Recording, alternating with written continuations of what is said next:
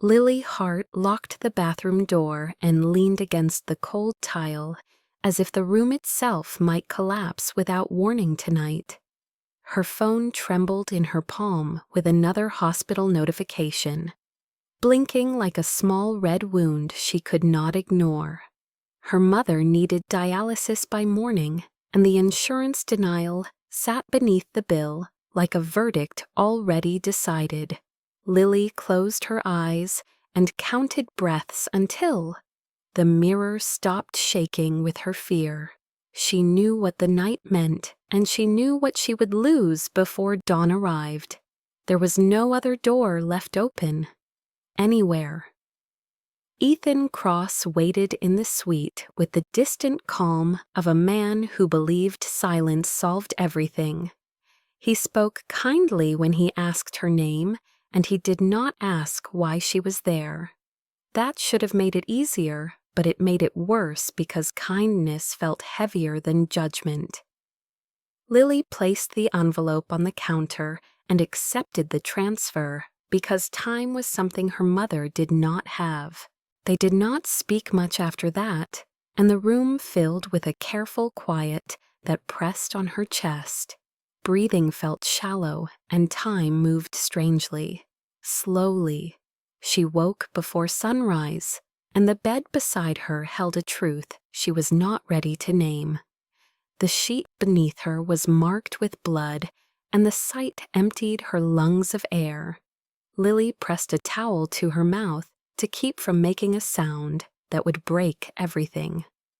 She dressed quietly, took the money from the table, and left before courage failed her.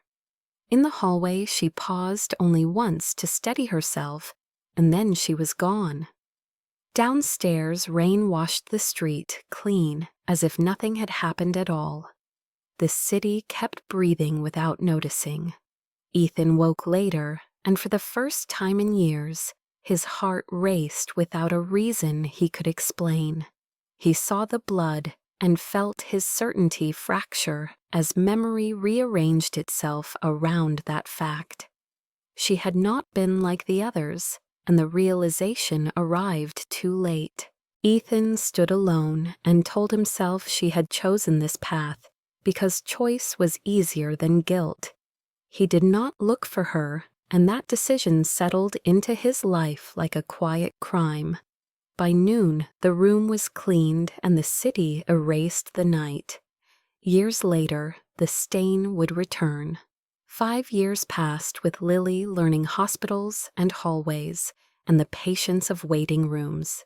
She held Noah through fevers and first steps, and learned how love could be both fierce and quiet.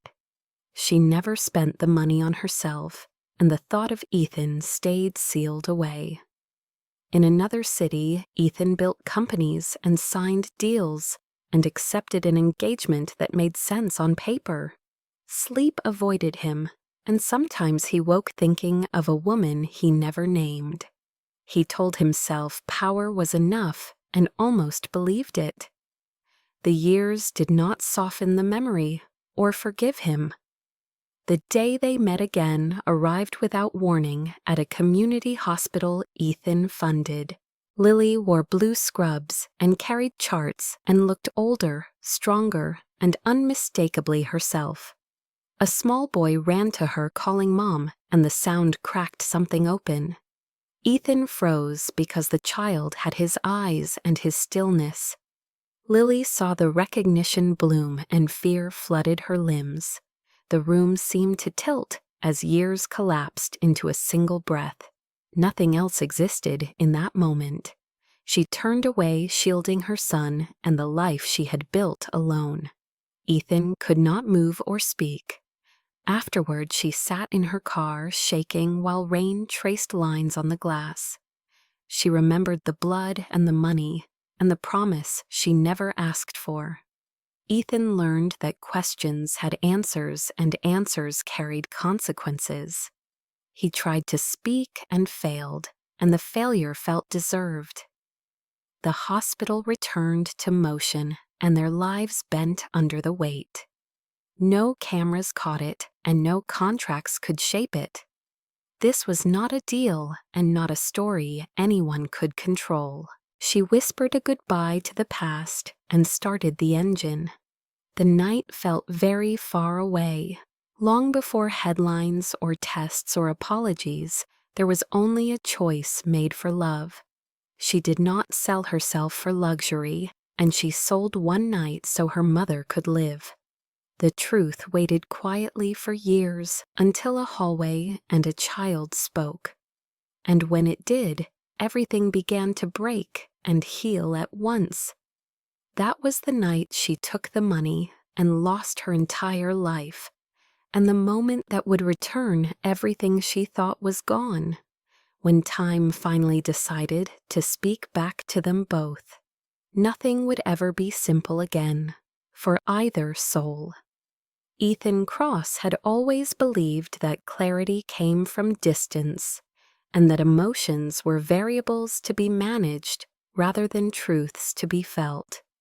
And when he woke alone in the hotel suite that morning, he reached instinctively for that belief the way some men reached for prayer. Sunlight cut across the floor in a clean, sharp line, and for a brief moment everything felt orderly again, until his eyes found the bed.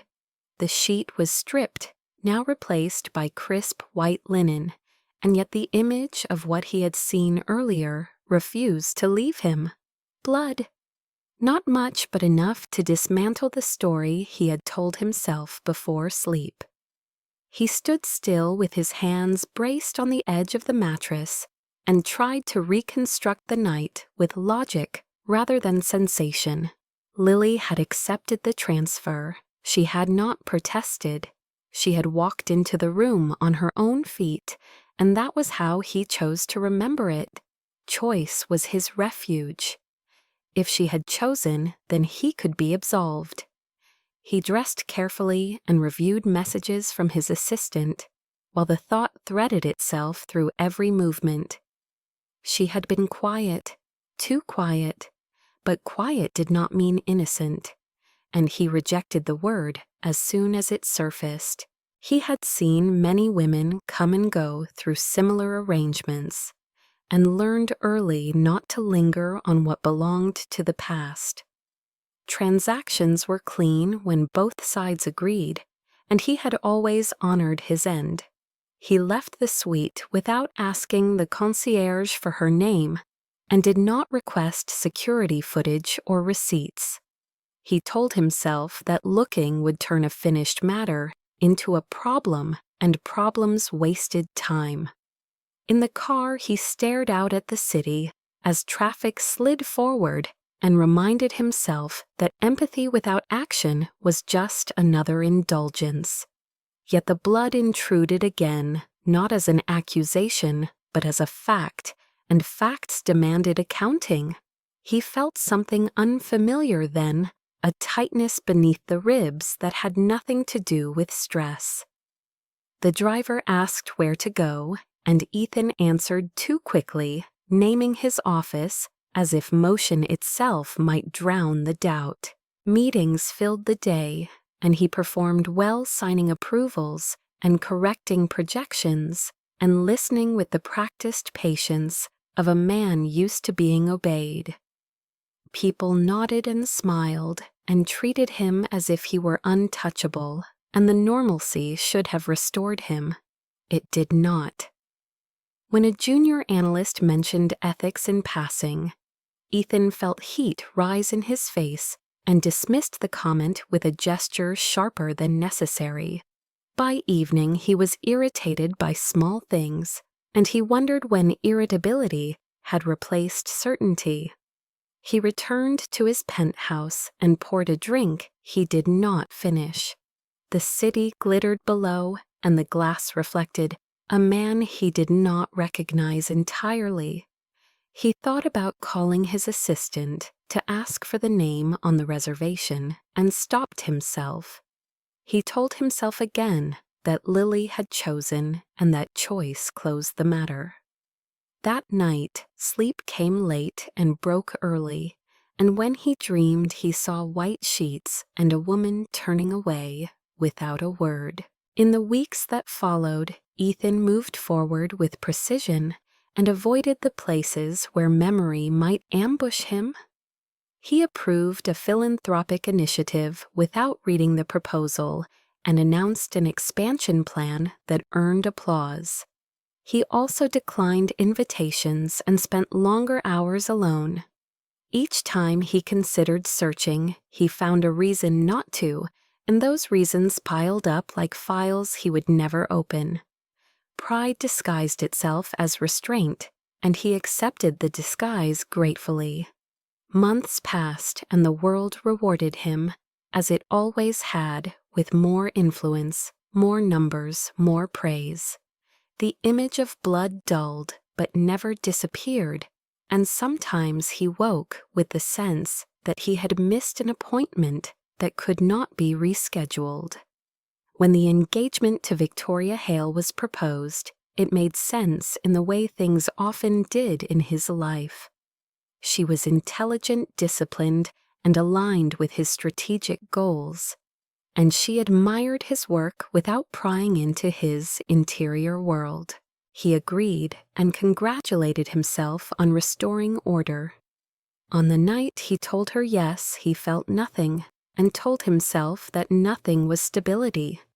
The years that followed were loud and successful and hollow. He built systems designed to reduce human error and spoke about efficiency as if it were mercy. He did not speak about a woman who left at dawn. He did not speak about a stain that taught him what he had refused to know. He never asked what choice looked like when time ran out. When he returned to Seattle for the hospital announcement 5 years later, he expected applause and control. And instead he found a hallway and a child and a face that ended the argument he had been having with himself since that morning. He froze because certainty failed him, and in its place rose the weight of consequence. He understood then that the first wrong had not been the transaction, but the decision to pretend it was only that. His guilt had a date and a name, and it arrived all at once. The man who thought it was just a transaction learned that truth did not negotiate, it waited. Lily Hart learned she was pregnant on a gray afternoon when the clinic smelled of disinfectant and old magazines, and the nurse spoke gently as if softness might soften reality itself. The test lay between them like a verdict, and Lily stared until the edges blurred. She thought of the night in the hotel and the blood and the way she had folded the money into her bag with hands that did not feel like her own.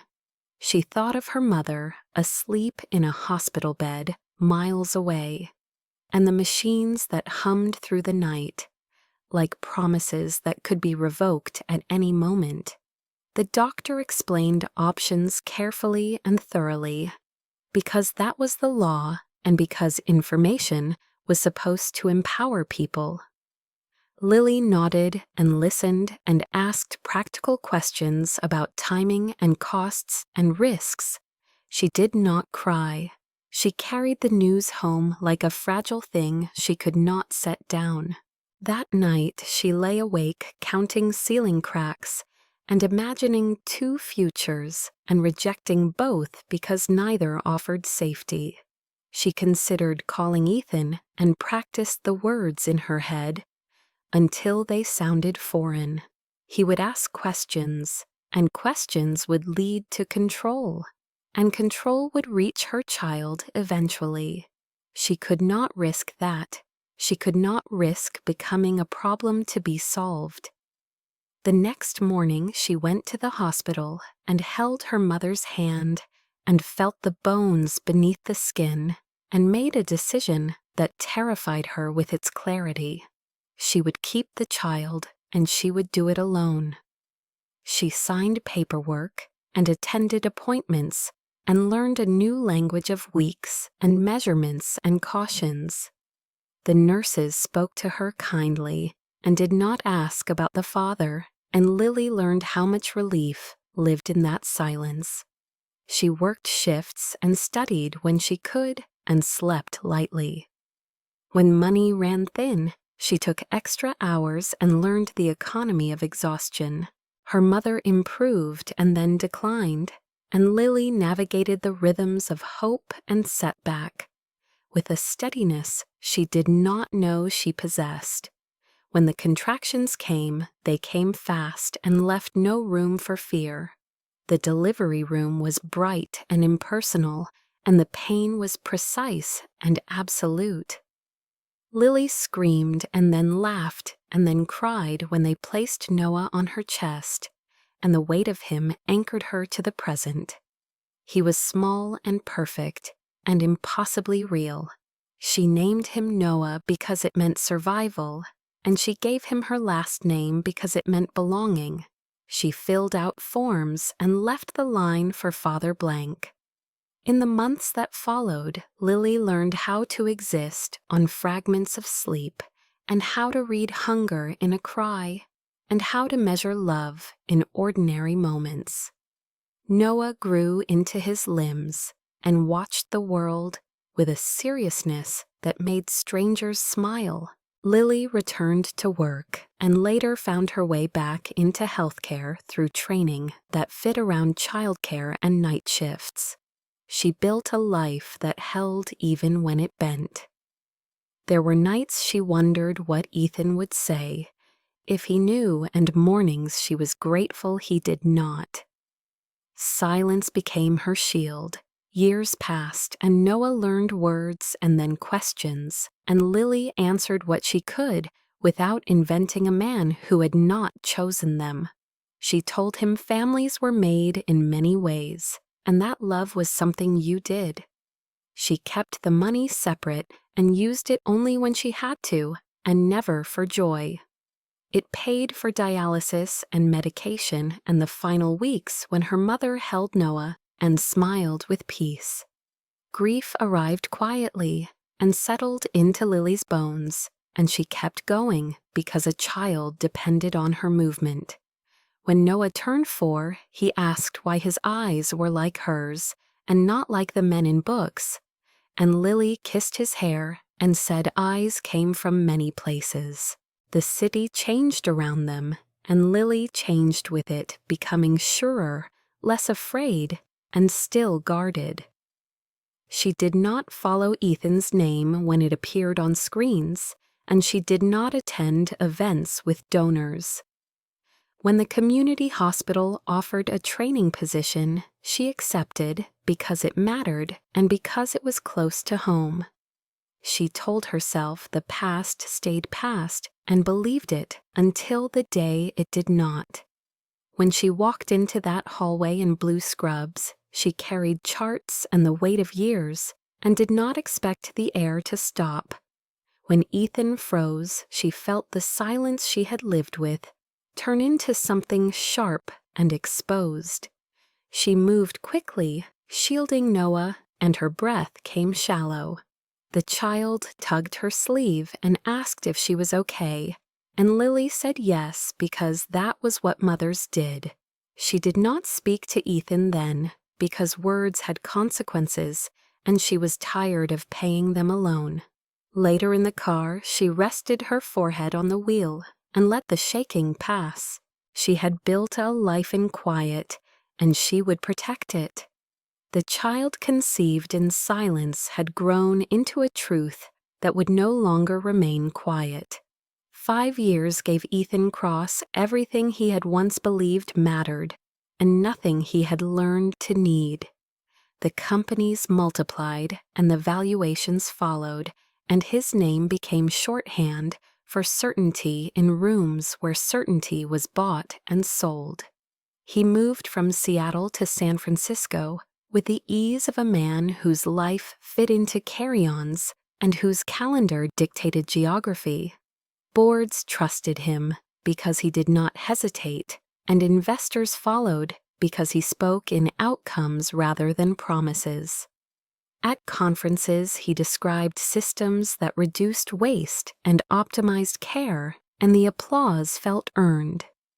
He funded hospitals and research and spoke about access as if it were an equation that could be solved. The city treated him like a solution, and he accepted the role without protest. At night, the penthouse lights reflected his outline, and he stood watching the fog gather and disperse, and told himself the quiet was peace. It was not. Sleep remained thin and restless, and when he did drift, he woke to sheets that felt too white, and memories that refused to stay arranged. The image of blood returned in fragments, not as shock, but as a reminder that something unresolved had been shelved rather than settled. He tried therapy once and spoke about pressure and leadership, and left before the conversation approached guilt. He dated briefly and disengaged quickly, and learned how easy it was to be admired without being known.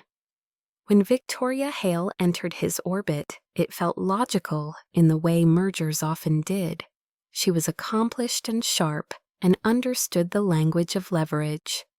Their dinners were efficient and pleasant, and their silences comfortable. She asked questions about his work and did not ask about his dreams. When he proposed the engagement, he did so with the calm of a man confirming a schedule. The announcement pleased the markets and soothed his board, and his father approved with a nod that carried years of expectation. Richard Cross had built his reputation in courtrooms where control was currency, and he had raised his son to value preparation over impulse. He congratulated Ethan and reminded him that family-aligned interests and reduced risk. Ethan agreed and did not mention that risk had already found him. The engagement photos circulated, and Ethan smiled because smiling was part of the role. He stood at galas and cut ribbons and listened to donors speak about impact while something inside him counted exits. He avoided Seattle when he could, and when he returned, he stayed close to his schedule and farther from memory. He funded a wing at a community hospital because the proposal crossed his desk, and because the words dialysis and access tugged at something he did not examine. When his assistant suggested attending the announcement in person, he agreed without thinking and regretted it only when the date approached. On the morning of the event, he woke early and stared at the ceiling and wondered when anticipation had become dread. The suit fit perfectly, and the car arrived on time, and the speech was written by someone else and approved by him with minor edits. He delivered it smoothly and accepted applause that felt distant. Then he stepped into a hallway, and the world narrowed. Lily stood there in blue scrubs, older and steadier, and unmistakable, and the years collapsed into a single breath.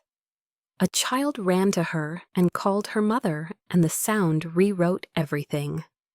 Ethan froze because the boy had his eyes and his stillness and the exact tilt of his head when he concentrated.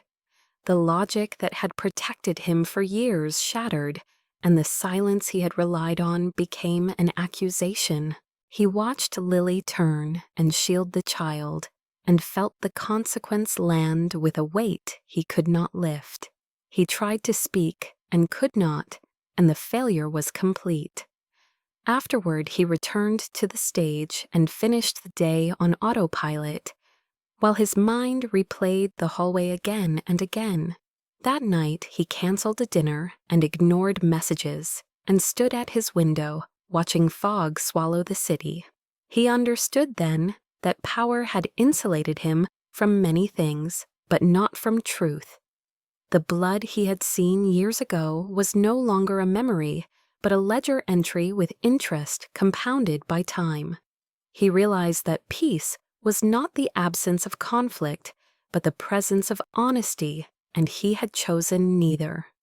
The engagement ring sat on the table and caught the light, and he felt nothing but the knowledge that his life had been arranged to avoid the one question that mattered. He had built systems to manage risk and had refused to manage his own. The next morning, his father called to discuss optics and timelines, and Ethan listened and agreed, and ended the call knowing agreement would not save him. Victoria sensed the shift and asked if something was wrong, and he answered with the practiced ease of a man who had always found language when it served him. He did not find it now. The days that followed were filled with meetings and calls, and the growing certainty that the life he had chosen could not contain the truth that had found him. 5 years of power had bought him influence and reach and applause. They had not bought him peace. The cost came due in a hospital hallway, and the bill named a child he could not unsee, and a woman he had wronged by pretending a night could be sealed away. He stood at the edge of the life he had built and understood that what came next would not be negotiated. The hallway outside the pediatric wing smelled faintly of sanitizer and warm plastic toys, and the air hummed with the low rhythm of a place that never truly slept. Ethan Cross stepped through the glass doors with donors and administrators clustered around him and listened to the director explain outcomes and metrics, while children's laughter floated from somewhere deeper inside. He nodded at the right moments and smiled when cameras lifted, because that was what was expected of him, and because expectation had long replaced instinct. The plaque with his name gleamed under fluorescent lights, and someone thanked him for his generosity, and he answered with practiced humility. Then the group paused as a nurse crossed the corridor, pushing a cart, and Ethan's attention drifted without warning to a figure in blue scrubs standing near the nurse's station. Lily Hart was bent slightly as she reviewed a chart, and a lock of hair escaped her clip, and for a split second the world narrowed until there was only that familiar shape he had tried for years to forget. He felt his breath catch, and the sound of conversation receded as if he had stepped underwater. 5 years vanished in the space between heartbeats, and he saw again a hotel bathroom light and blood on white sheets, and the way she had left without looking back. Before he could move or speak, a small boy ran down the hallway and wrapped himself around her leg, calling Mom with the absolute trust of a child who had never doubted that word. The sound struck Ethan with physical force, and his body betrayed him by stopping completely. He froze because the boy lifted his face, and those eyes were unmistakable. Gray-green and steady, and framed by lashes Ethan had seen in his own reflection since childhood. The child tilted his head in the exact way Ethan did when listening, and the recognition slammed into him hard, his vision blurred. Lily straightened at once and saw Ethan, and the color drained from her face, as if fear had a temperature. She moved instinctively, placing her body between the child and the man, who had just become a threat and a memory at the same time. Her hand found the boy's shoulder and tightened, and her voice lowered into calm reassurance as she asked if he was ready to go back to his room. Noah nodded and looked at Ethan with curiosity untainted by history, and smiled a polite small smile that felt like mercy. Ethan tried to speak and could not find a word that would not break something. His mind raced through questions that collided and dissolved, and left only one truth standing. Time had not erased consequence. It had given it a face. The director continued talking unaware, and donors murmured, and someone laughed too loudly. And Ethan remained still because movement felt dangerous.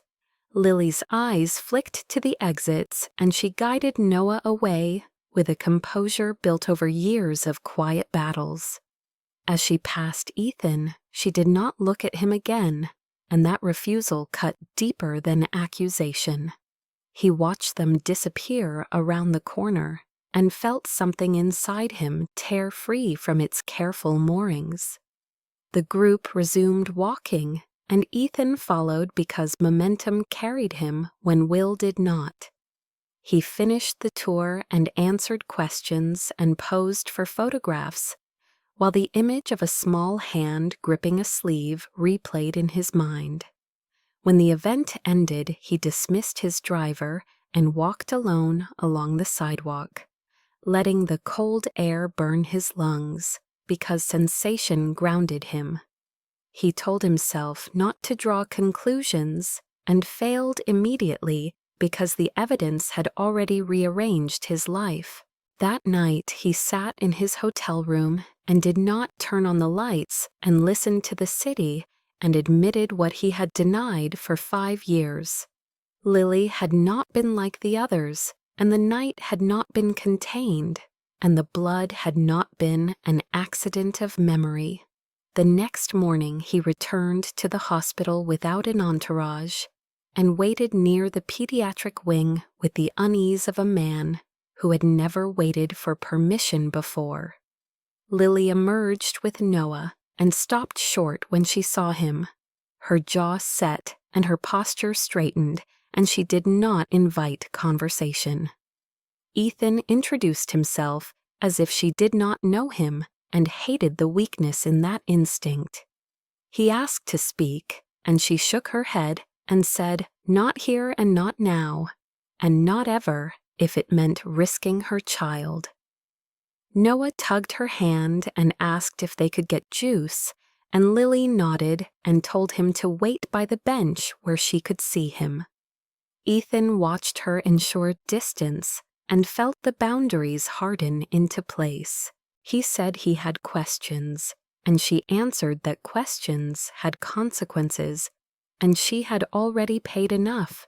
He asked if the child was his, and she said nothing because silence was the only safe response. The pause stretched, and people passed, and the hospital breathed around them, and Ethan understood that power had no language here. Lily told him she had built a life, and he was not part of it, and that whatever he thought he deserved did not matter. She said goodbye without softness and turned away. Ethan stood there long after they left and accepted the truth that this moment had broken something open that could not be closed again. 5 years later, he had frozen because everything he believed about choice and control had shattered in a hallway with painted walls and plastic toys. The night he had treated as a transaction had returned with interest, and a child had collected the debt. Ethan Cross had faced judges and hostile boards and markets that turned without warning, but nothing prepared him for the helplessness that followed Lily's refusal. In the days after the hospital encounter, he learned the shape of a boundary he could not buy or pressure into bending. He consulted legal counsel quietly and asked careful questions framed as hypotheticals, and the answers landed with a blunt clarity he had not expected. Without acknowledgement, without a voluntary test, without a filing from the mother, he had no standing. The law did not care about his suspicions or his remorse. It cared about consent and procedure and the best interest of a child he did not know. For the first time in his adult life, Ethan was forced to wait, and waiting stripped him of the tools he relied on. He drafted messages and deleted them. He asked his assistant to find nothing and meant it. When he returned to San Francisco, the city felt louder and less forgiving, and the penthouse echoed with a silence that mocked his control. He watched Lily in his mind, moving through hallways with practiced calm, and felt the weight of what she protected. He understood that approaching her directly risked making everything worse, and that restraint was the only proof of respect he could offer. Meanwhile, Lily tightened her routines and altered her routes, and spoke to Noah in tones meant to reassure without revealing fear. She noticed a black sedan once and then twice, and told herself not to imagine. Threats where none had been spoken. She filed a request with her supervisor to adjust shifts, and was told staffing was thin and patience required. At night, she replayed Ethan's frozen expression and wondered whether regret could coexist with danger. She had learned to read men quickly, and his had not been predatory, but power changed people when challenged. She called a legal aid clinic and asked questions, and learned how vulnerable she was if she said the wrong thing. She decided silence remained the safest language. Ethan requested a meeting through an intermediary, and Lily declined. He offered to support the hospital anonymously, and she told the director she would transfer departments if his name appeared again. The tension traveled outward and found others. Victoria Hale noticed the change first in Ethan's distraction, and then in his refusal to attend a donor dinner she had arranged. She pressed him with concern that masked calculation, and he answered with distance that surprised her. She asked whether there was something he was not telling her, and he said there was something he could not. The answer sharpened her interest. Richard Cross heard about the hospital incident through a friend and summoned his son with the authority of habit. He asked direct questions, and Ethan gave incomplete answers, and that omission was enough. Richard reminded him of reputational risk and legal exposure, and spoke about children as leverage points rather than lives. Ethan felt anger rise and recognized it as overdue. He told his father not to interfere and learned how little such requests mattered when power believed itself entitled. Lily felt the system shift before she saw it. A social worker requested documentation she had provided before. A background check was initiated without explanation. A rumor reached her supervisor that she had a personal conflict with a donor. Lily realized the pressure was not coming from Ethan directly, and that made it more frightening. She met with a lawyer who spoke plainly and advised caution and preparation. Lily asked what would happen if she refused a test, and was told refusal could be used to compel one under certain conditions. She asked what would happen if the father was wealthy, and was told wealth complicated everything. That night, Lily sat at the kitchen table while Noah colored and asked her why she looked tired. She smiled and said adults sometimes worried about work. He asked if they were moving again, and she said no, and hoped the word would become true by repetition. Ethan learned of the pressure secondhand and realized restraint was not neutrality when others acted in his shadow. He confronted his father and demanded an end to the interference, and was told consequences required management. Ethan replied that management without consent was coercion, and walked out before the conversation could calcify. He called Victoria and postponed the engagement party, and heard calculation turn into suspicion. He told his board he would step back from certain initiatives and accepted the raised eyebrows as the price of integrity he was learning to practice. Still, the law moved on its own schedule, and Lily received notice requesting a court-ordered test. She held the paper with hands that shook and called her lawyer and felt the walls close in. Ethan received the same notice and understood that the child now stood between them as a matter of record rather than rumor. He asked for a meeting, and Lily agreed only in a public place, with her attorney present and Noah waiting nearby. Ethan arrived early and sat with his hands folded and felt the unfamiliar sensation of needing permission.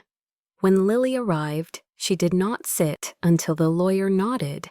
Ethan said he wanted to protect the child, and Lily replied that protection without trust was just another threat. He said he would accept any conditions, and she said conditions were not love.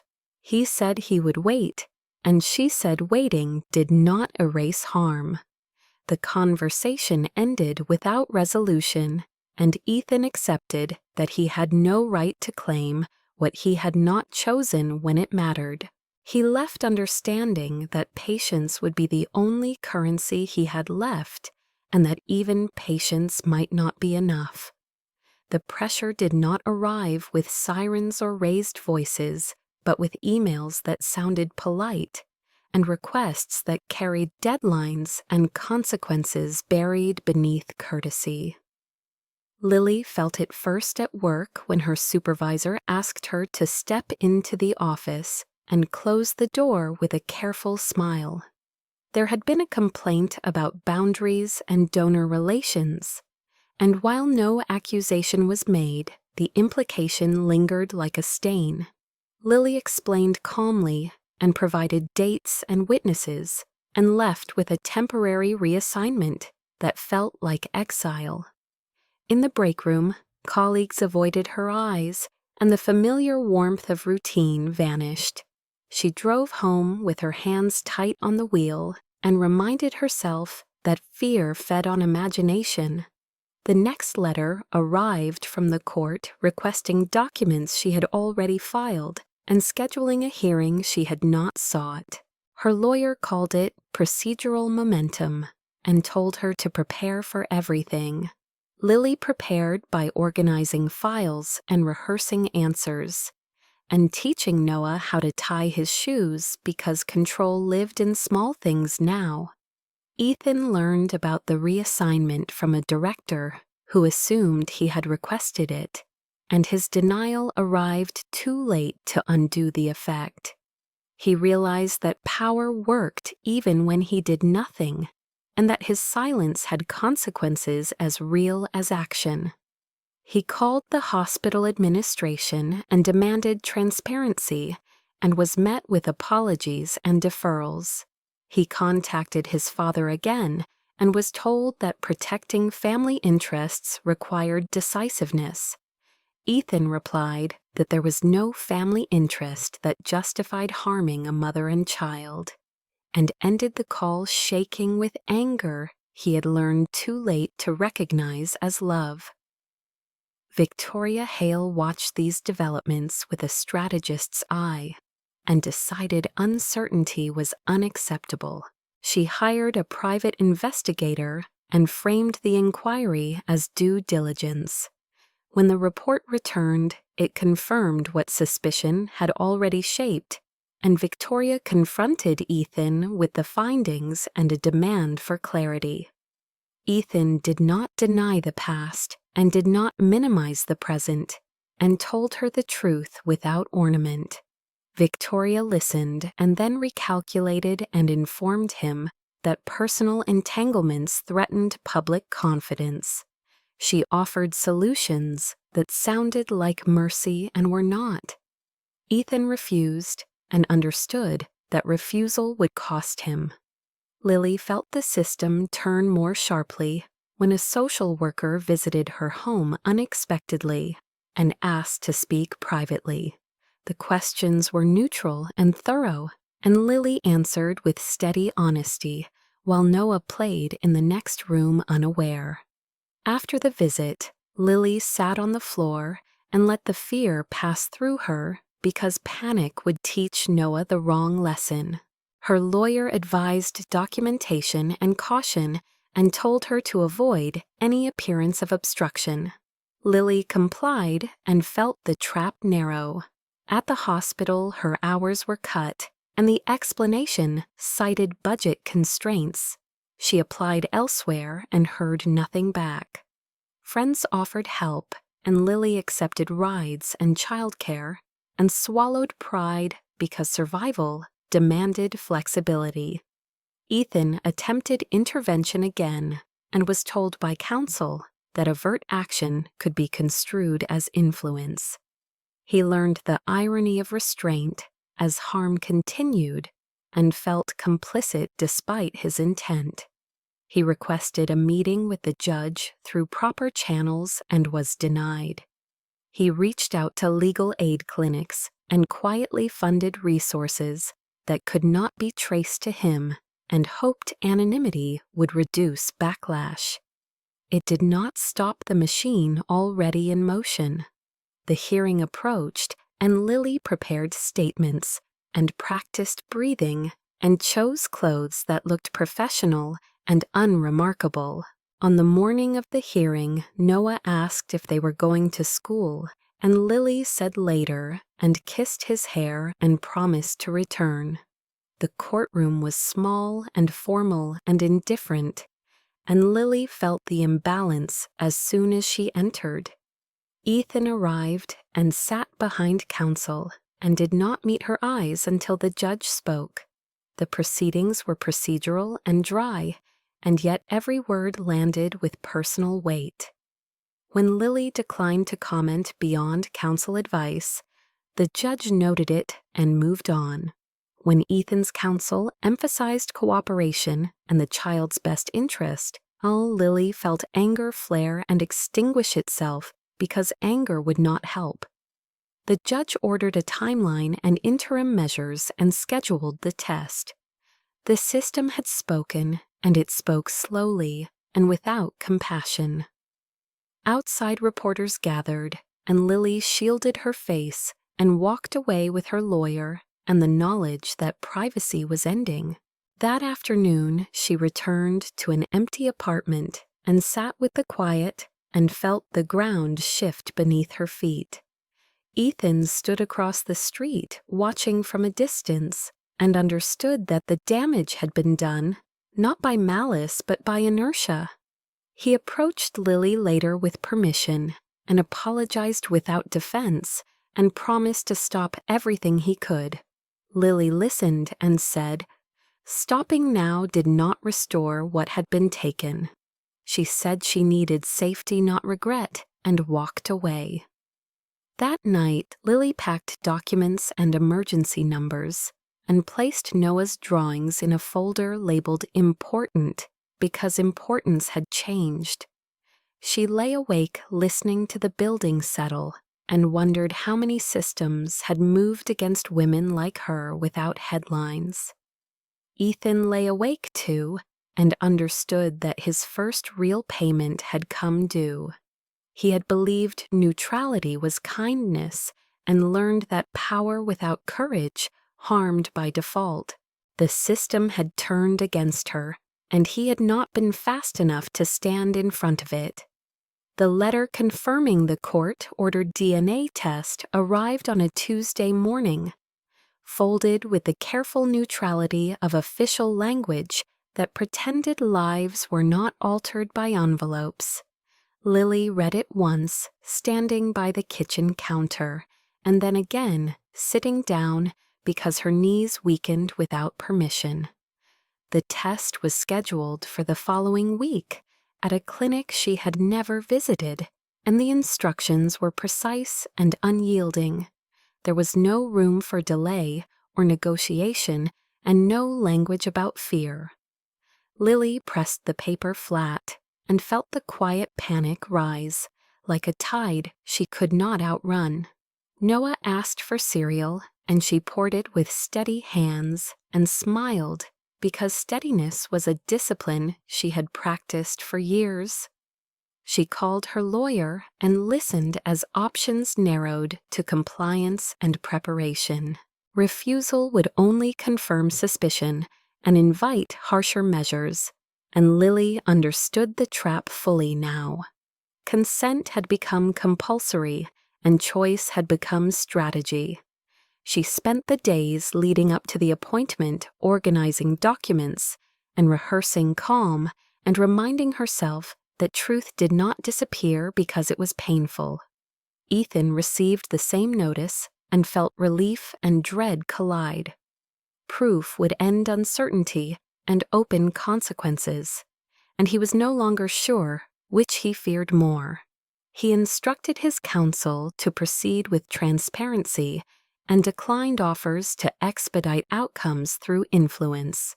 He told his father he would not contest custody arrangements before facts were established and endured the silence that followed. Victoria withdrew her support publicly and privately and announced a pause in their engagement, citing irreconcilable priorities. The markets reacted, and Ethan accepted the fluctuation as the cost of alignment. The day of the test arrived gray and unremarkable, and Lily dressed Noah in a sweater he liked and explained they were visiting a doctor who would take a small swab and that it would not hurt. Noah asked if it was like a lollipop, and Lily laughed despite herself and said almost.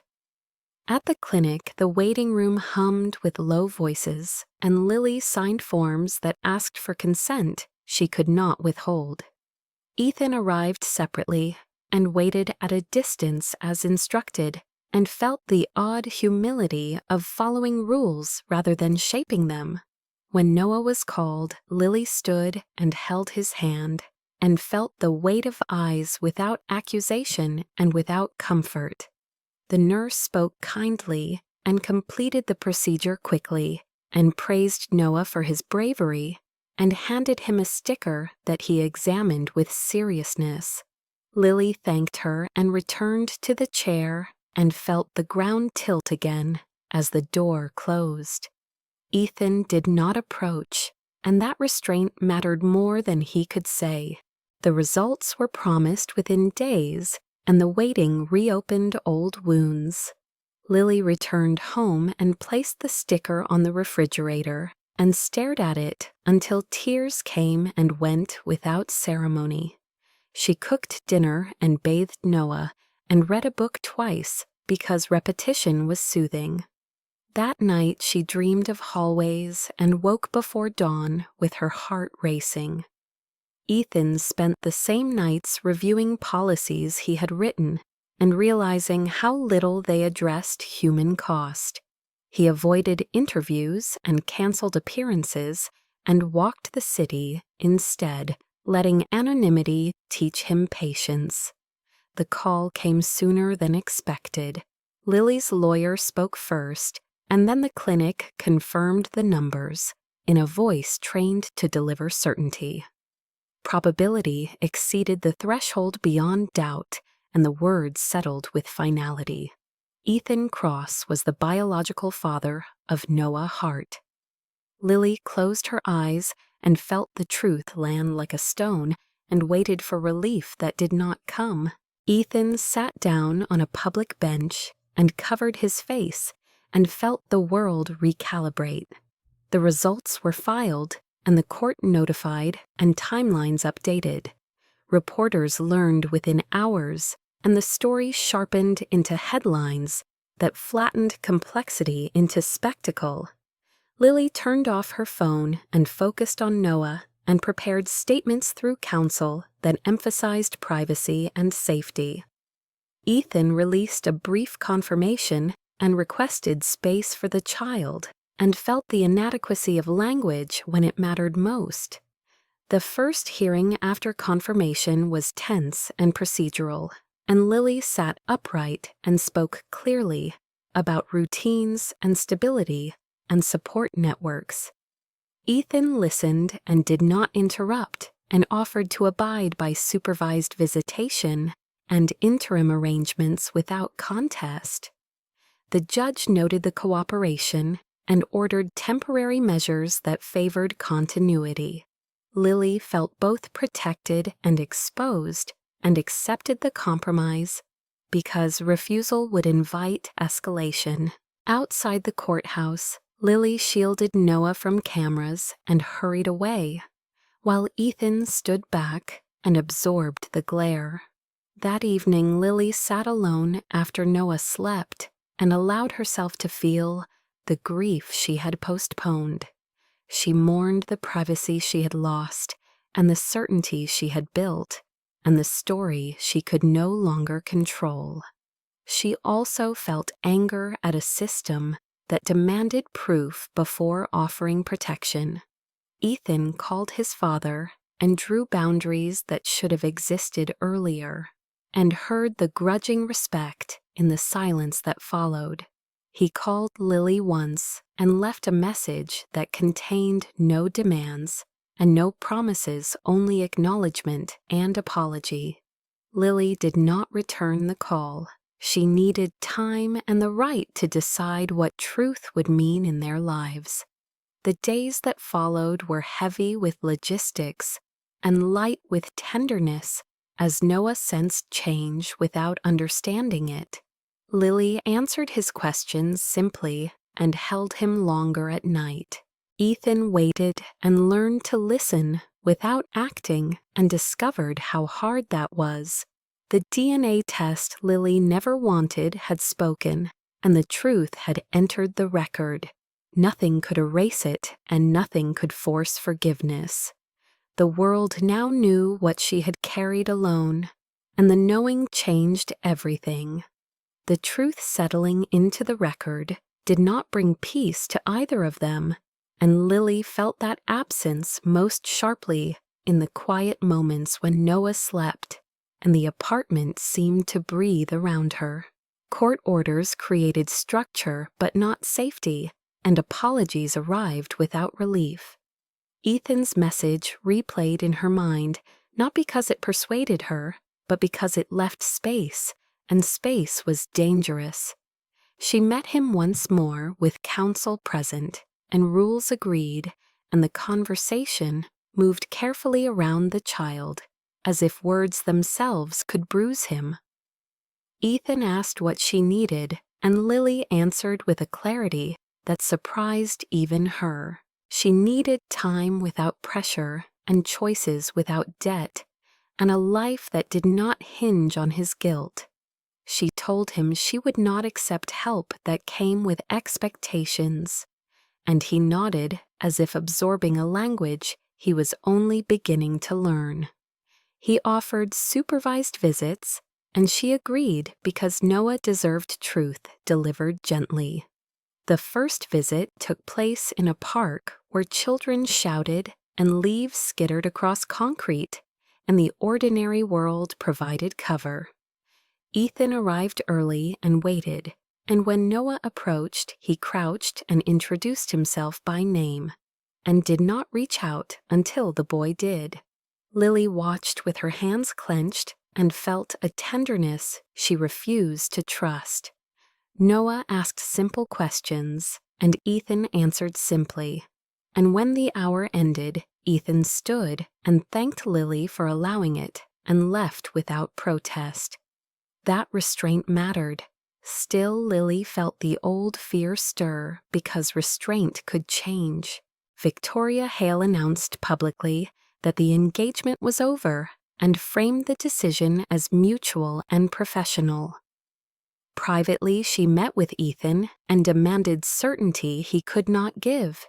She told him love was irrelevant and optics were everything, and Ethan replied that optics had already cost him what mattered. The conversation ended cleanly and coldly, and the markets adjusted. Richard Cross confronted his son and spoke of legacy and leverage and risk management, and Ethan replied that legacy without conscience was just a longer shadow. He refused to allow litigation to become a weapon and drew lines that surprised them both. Lily felt the pressure ease slightly as interference slowed and understood that Ethan was choosing conflict where he had once chosen silence. It did not soften her stance. She watched him learn to wait and recognized the sincerity but also the danger of mistaking effort for entitlement. When Ethan asked to see her alone, she agreed only after the lawyer confirmed boundaries. They met in a quiet cafe, and Ethan spoke without strategy. He said he was sorry not for the inconvenience, but for the night he treated as a transaction, and for the morning he chose distance instead of responsibility. Lily listened and felt the old wound ache. She replied that apology acknowledged harm but did not erase it, and that her love could not be coerced by remorse. She said the words that had been forming for weeks. "I do not want you because you are guilty." The sentence fell between them with finality and relief. Ethan accepted it without argument and felt something inside him release. He realized that love offered under obligation was not love at all, and that asking for it would repeat the original harm. He told her he would continue to show up for Noah and would accept whatever role she deemed safe. Lily nodded and stood and left without looking back. The weeks that followed tested both of them. Ethan attended visits and learned the rhythms of Noah's curiosity and the careful joy of small trust. He read books badly and laughed at himself and allowed correction. Lily observed from a distance and felt her resistance soften, not into desire but into respect. She also felt grief surface as she allowed herself to imagine what might have been and let it go. When Ethan missed a visit because of a board emergency, he apologized without excuse and rescheduled without complaint. When he arrived, he brought nothing but time and stayed within the hour. Lily noticed. One evening, Noah asked why Ethan did not live with them, and Lily answered that families took many shapes and that sometimes adults needed to choose each other freely. The words surprised her and lingered. Ethan heard of the question and did not respond with hope, but with patience. He declined interviews and redirected donations quietly, and learned how to exist without applause. He found that waiting taught him more than winning ever had. Lily faced her own reckoning as fear loosened its grip.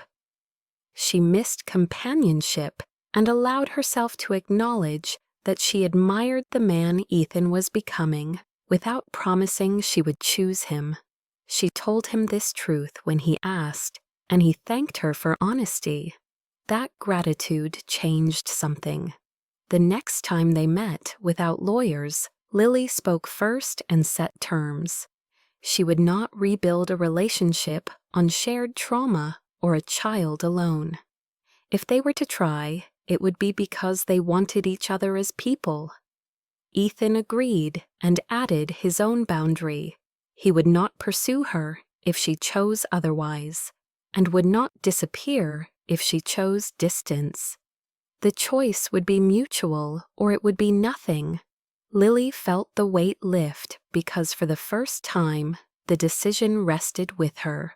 Love was a choice, not a responsibility, and she claimed the right to decide when and if she would make it. She left the cafe with a steadier step, and Ethan watched her go, knowing that losing her again would be the price of honoring her.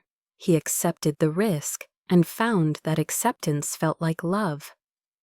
Waiting rewired Ethan Cross in ways success never had. It stripped urgency from his instincts and replaced it with attentiveness he had never practiced before. He learned the schedules of supervised visits and treated them as immovable commitments, even when boards rescheduled and assistants protested. He arrived early and left on time and accepted the limits without negotiation. In those small hours with Noah, he discovered the discipline of presence. He listened to stories that went nowhere and answered questions that circled back on themselves and learned that patience was not passive, but but active and demanding. Noah liked dinosaurs and maps and asked why bridges stayed up, and Ethan explained with hands and metaphors until the boy nodded satisfied. Lily watched from a careful distance and noted how Ethan never mentioned money or influence and never spoke badly of the past. When Noah fell and scraped his knee, Ethan waited for Lily's nod before comforting him and followed her lead exactly. That deference mattered more than grand gestures ever could. Outside those hours, Ethan simplified his life. He stepped down from initiatives that pulled him into constant travel and delegated power he had once guarded. He moved into a smaller apartment closer to the park where visits took place, and learned the names of baristas and neighbors who did not know his title. He took the bus sometimes and felt anonymous and oddly grateful. When his father challenged the changes, Ethan explained that leadership without integrity was hollow and refused to debate further. Richard Cross listened longer than usual and said little, and the silence felt like progress. Victoria Hale moved on publicly and privately, and Ethan wished her well without bitterness and meant it. The waiting reshaped Lily too. As fear receded, she noticed space opening for emotions she had postponed. She allowed herself to rest and accepted help from friends without shame. She returned to full shifts and stabilized routines and felt pride in the life she had built. She noticed that Ethan respected boundaries consistently, and that consistency softened her vigilance. She invited him once to a school event where parents crowded metal chairs and children sang off-key. Ethan sat in the back and clapped too loudly and smiled when Noah waved, and Lily felt a warmth she did not chase. Afterward, Ethan thanked her and did not ask for more. Weeks passed and holidays approached, and Lily set rules for contact, and Ethan followed them precisely. He learned to cook simple meals Noah liked and practiced reading bedtime stories at home alone, so he would not stumble. When he made mistakes, he apologized to Lily first and to Noah second and corrected himself. The humility was steady and unperformed. Lily noticed the absence of pressure and felt her body relax in response. She still guarded her heart, but allowed curiosity to replace dread. One afternoon, Noah called Ethan Dad without prompting, and then froze as if testing the word. Ethan looked to Lily and waited, and Lily nodded once. The word landed softly and stayed. Later, Lily cried in the car not from fear, but from the weight of what was possible and what was still uncertain. Ethan did not celebrate the word and did not claim it publicly. He honored it privately by showing up again and again. The waiting taught him to value repetition over triumph. Lily began to speak to Ethan about ordinary things and shared small frustrations and small joys. They laughed once and then again, and the laughter felt earned. She still refused declarations, and he did not offer them. He asked about her work and listened without trying to solve. She asked about his childhood, and he answered honestly and briefly. Trust grew not from intensity, but from accumulation. When a journalist attempted to provoke a reconciliation narrative, Ethan declined comment and redirected the conversation to privacy and child welfare. Lily read the article and felt safer. The court adjusted visitation to unsupervised short periods, and Lily agreed after careful consideration. Ethan arrived prepared and left notes about meals and routines and asked for feedback. Lily gave it and he accepted it. Waiting taught him to receive guidance without defensiveness. As months passed, Lily found herself missing him, when he was absent and startled by that realization. She did not act on it immediately. She tested the feeling by naming it privately and letting it exist without obligation. Ethan sensed the shift and did not rush it. He learned that waiting was not about endurance, but about respect. One evening after Noah slept, Lily invited Ethan to stay for tea. They sat at the small table and spoke quietly about the future without promises. Ethan said he would support whatever Lily chose, and Lily said she appreciated his patience. The word patience felt like an understatement.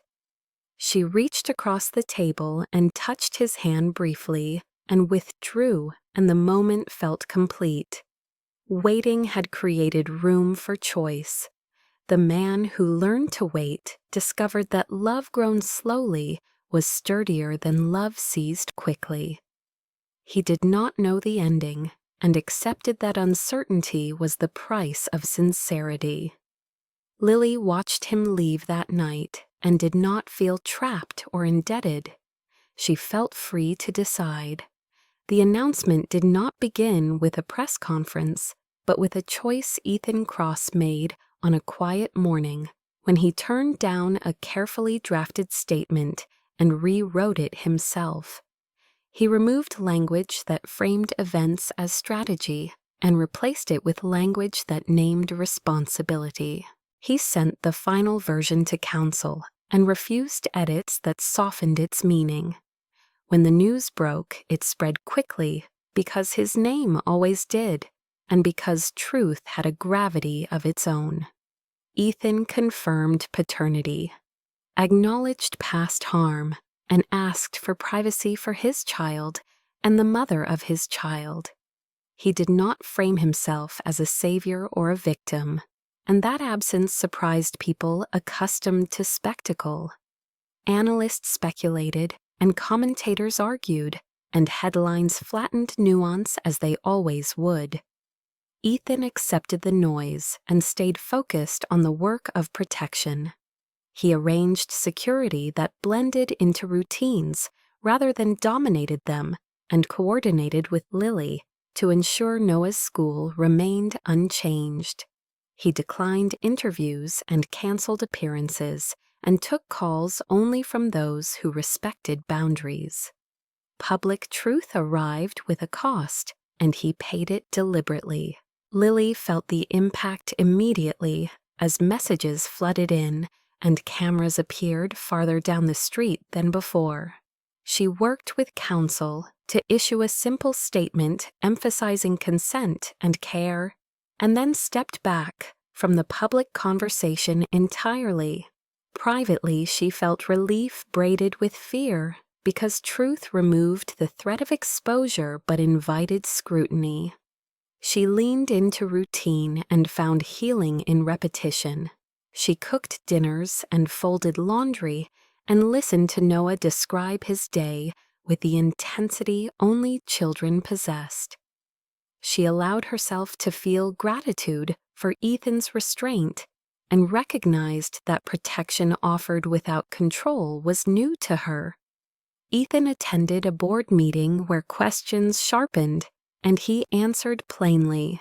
He explained that leadership demanded accountability and that values could not be postponed. Some directors disagreed, and others listened more closely than before. He accepted the shifting alliances and moved forward. At home, he prepared for Noah's visit with care and wrote notes for Lily about meals and schedules and followed them exactly. The visits deepened and Noah grew comfortable, moving between worlds without confusion because both worlds spoke kindly of the other. Lily noticed that Ethan corrected reporters when they framed her as dependent and insisted on language that honored her autonomy. That mattered. One afternoon, Ethan accompanied Lily to a community meeting at the hospital where staff discussed funding and access. He sat beside her and let her speak first and deferred to her expertise. The room responded, and Lily felt seen not as a symbol, but as a professional. Healing moved quietly through such moments. Richard Cross requested a meeting, and Ethan agreed under clear terms. The conversation was firm and restrained, and Ethan made clear that interference would end contact. Richard listened and offered an apology that was imperfect but sincere, and asked how to help without harm. Ethan outlined boundaries and held them. Victoria Hale issued a statement wishing the family well, and moved on, and the story lost one of its sharper edges. Lily found space to breathe and began therapy sessions she had postponed, and named grief she had buried under survival. She learned to separate fear from memory and to recognize safety when it appeared. Ethan did the same and confronted his tendency to equate control with care. Together they learned that healing did not require erasing the past, but integrating it honestly. The public moment arrived when Ethan stood at a podium to announce a new initiative focused on equitable access to pediatric care, and spoke briefly about why it mattered. He acknowledged Lily by name and profession, and thanked her for teaching him what systems missed. The room fell quiet, and then applauded, not because of charity, but because truth had been spoken without theatrics. Lily watched from the back and felt pride without possession. Afterward, they returned to private life and cooked dinner together for the first time. It was simple and imperfect and warm. They talked about Noah's schedule and laughed when the pasta overcooked. Later, they sat on the couch while Noah slept and spoke about fear and hope without promises. Ethan said he would continue to choose presence, regardless of outcome, and Lily said she felt safer than she had in years. Healing unfolded in small agreements and kept its distance from grand declarations. When a magazine requested an exclusive, Lily declined, and Ethan supported the decision publicly. When a rumor suggested reconciliation, Lily refused comment, and Ethan corrected it by saying families heal at their own pace. The public learned and then moved on because spectacle requires novelty. Privately, Lily and Ethan learned to listen and to pause and to ask consent for closeness.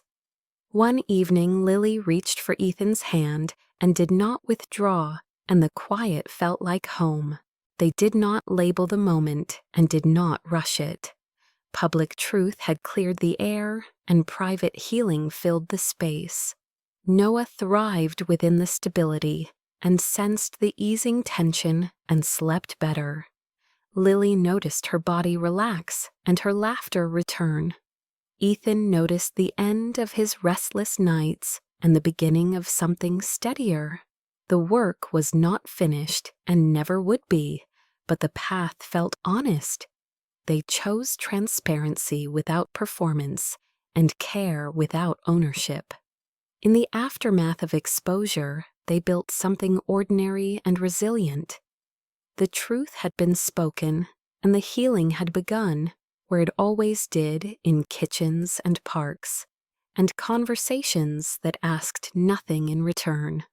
The morning light entered the apartment softly, as if it had learned the rules of this home and knew not to rush.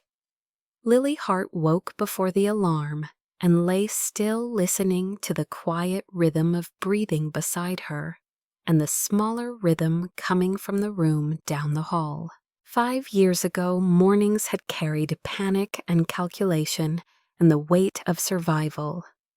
Now they carried something gentler and harder earned. She rose quietly and padded into the kitchen where Ethan was already awake, making coffee the slow way because Noah liked the sound of the grinder and because unhurried choices had become their shared language. Ethan looked up and smiled without ceremony, and Lily returned it without thinking and felt the ordinary miracle of ease. Noah burst in, moments later, wearing mismatched socks, and announced that it was pancake day because he had decided so, and decisions mattered. They cooked together and made a mess and laughed when batter splashed the counter. No one mentioned money or courts or headlines. The past existed, but it did not rule the room. After breakfast, Ethan walked Noah to school while Lily headed to her shift at the hospital, where colleagues greeted her with warmth and respect, earned through consistency. She moved through corridors with confidence and felt pride in her work and gratitude for the stability she had built. Ethan spent the day at a smaller office he had chosen intentionally and declined a meeting that would have pulled him away from the evening routine. He learned that success no longer meant accumulation, but alignment. When Lily returned home, Noah greeted her with a story that involved dinosaurs and bridges, and a drawing he insisted was for both of them. They taped it to the refrigerator alongside the sticker from the clinic, because honoring the whole story mattered. That night after Noah slept, Ethan asked Lily to sit with him on the balcony, where the city hummed softly below. He did not kneel or present anything shiny. He spoke plainly and slowly, and said he was sorry again, not as a prelude, but as a truth he would carry. He said he loved her not because of guilt or fear or the child between them, but because he had chosen her day after day, in patience and respect. He said he would understand if she said no, and that nothing would change his commitment to Noah or to her safety. Lily listened and felt the memory of a hotel room flicker and fade under the weight of what stood before her now. She thought of the night she took the money and the morning she left and the years she carried alone. She thought of waiting rooms and courtrooms and small victories that added up to dignity. She looked at Ethan and saw not a savior or a penitent, but a man who had learned to wait and to choose. She answered with the truth that had guided her all along. She said yes, not because he was rich and not because he was sorry, but because he finally chose her. The ring he offered later was simple and chosen together and worn because it felt right. They told Noah in the morning, and he asked if that meant they were a team, and Lily said yes, and Ethan said always. The wedding was small and held in a park where children played nearby, and life continued without pause. Friends gathered and laughter carried, and there were no speeches about redemption or fortune. Lily wore a dress that felt like herself, and Ethan wore a smile that did not perform. They promised honesty and patience and the courage to keep choosing. The years that followed were not perfect and never pretended to be. They navigated schedules and disagreements and the ordinary friction of shared life. When challenges arose, they faced them without secrecy and without the old instinct to control. Ethan learned to listen when Lily said no, and Lily learned to trust when Ethan said wait. Noah grew curious and kind and confident and learned that love was shown in showing up. Lily advanced in her career and mentored others navigating systems that still failed too many. Ethan redirected resources toward community partnerships, led by those who lived the realities they addressed. They ate dinners together and sometimes apart and always found their way back. On quiet nights, Lily would remember the girl in the bathroom counting breaths and feel tenderness rather than shame. She had not sold herself for luxury. She had sold one night so her mother could live, and built a life that honored that choice. Ethan would watch her then and feel gratitude for the lesson that had cost him comfort and given him truth. Their family did not glitter and did not need to. It rested in the strength of consent and patience and love chosen freely. The past remained a chapter, not erased but integrated, and the future opened without demand. In a city that rewarded speed, they practiced steadiness. In a world that prized power, they practiced care. This was the family she never sold herself for, and the life they chose together when the night finally loosened its hold. Before this story ends, I want to pause with you for a moment. Not to rush past the feelings it stirred, but to sit inside them and ask the questions that matter. Lily's choice was never about romance or temptation or ambition. It was about time. Time her mother did not have. Time a system refused to grant without payment. She made a decision many people judge easily until they are the ones standing in that bathroom with a phone in their hand and a life on the line. Some viewers will say she should have found another way. Others will say there is no right way when survival is at stake. That tension is the heart of this story, and it is worth sitting with. Ethan's journey is not a fantasy of redemption, where wealth fixes what was broken. Money never healed Lily. Waiting did, listening did, accountability did, love did, and even then love only came after choice, not obligation, not guilt, not a child used as leverage. Choice freely given is the only love that lasts. Ask yourself what you would have done if you were Lily. Would you have taken the money to save your mother, knowing the cost might follow you forever? Would you have walked away at dawn and carried the secret alone? Or would you have stayed and asked for more than the night allowed? There is no easy answer, and that is why this story resonates. Now ask yourself what you would have done. If you were Ethan, would you have searched for her when you saw the blood on the sheets? Would you have admitted that something you thought was a transaction was not?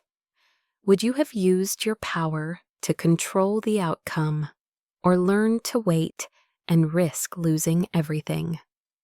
Many people believe strength looks like action, but sometimes strength looks like restraint. Sometimes the bravest thing a powerful person can do is step back and let someone else choose. This story is also about systems, healthcare systems that turn illness into invoices, legal systems that protect children but can still terrify mothers, media systems that flatten real lives into headlines. Lily survived not because the system worked, but because she learned how to navigate it without losing herself. That is not romance, that is resilience, and resilience deserves recognition. If this story moved you even a little, I invite you to reflect rather than scroll past it. Share your thoughts in the comments. Do you believe love can grow after a beginning rooted in pain? Do you believe someone like Ethan can truly change, or do you think Lily would have been safer walking away forever? Would you have forgiven him? Or would forgiveness feel like another price you were asked to pay? Tell us where you are watching from and what part of the story stayed with you the longest. Was it the quiet hospital hallway? The moment Noah said Dad? Or the line where Lily said she did not want him because he was guilty? Those moments matter because they mirror real choices people make every day, far from cameras and applause. If you have ever felt judged for a decision made in survival mode, know that you are not alone. If you have ever realized too late that silence can harm as much as action, know that growth is still possible.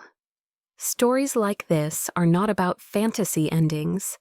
They are about human ones, imperfect, slow, earned. If you want to see more stories like this that explore love through accountability, patience, and emotional truth, let us know by liking this video and subscribing to the channel. Your engagement tells us these stories matter and helps them reach people who might need to hear them. And finally, ask yourself this one last question. If love is a choice, not a responsibility, what choice are you making today? Thank you for listening.